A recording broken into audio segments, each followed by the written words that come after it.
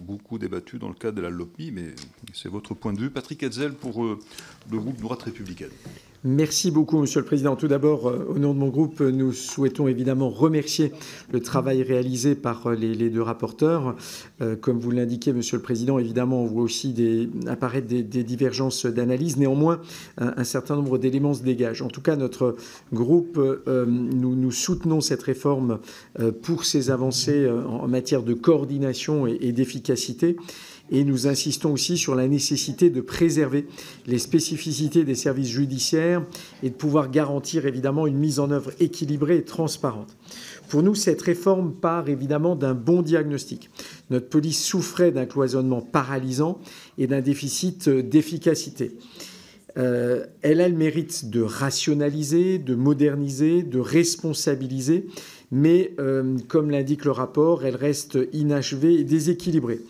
En résumé, une réforme dont nous considérons qu'elle est utile dans son principe, mais, comme l'indique le rapport, à corriger dans un certain nombre d'éléments liés à son exécution. Notre rôle est évidemment de garantir le fait qu'elle renforce l'efficacité régalienne de la police et non sa dépendance administrative. En tout cas, c'est un point sur lequel nous sommes extrêmement attentifs. Alors, j'en viens à un élément qui concerne la logique d'unification et de simplification, et ça débouchera sur la principale question que nous avons. La suppression et je le mets entre guillemets, des tuyaux d'orgue a mis fin à une organisation où la sécurité publique, la police judiciaire et la police de l'air et des frontières travaillaient en silo et dans plusieurs départements pilotes, qu'il s'agisse du Nord, du Rhône, de la Haute-Garonne.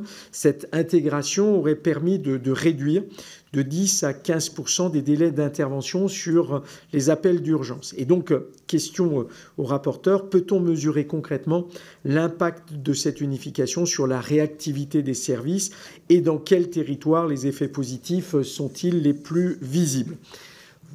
Par ailleurs, et j'en terminerai pas là, c'est la conclusion, évidemment, notre groupe votera pour la publication du rapport, puisque c'est cela la question qui se posera in fine après nos débats. Et je vous remercie.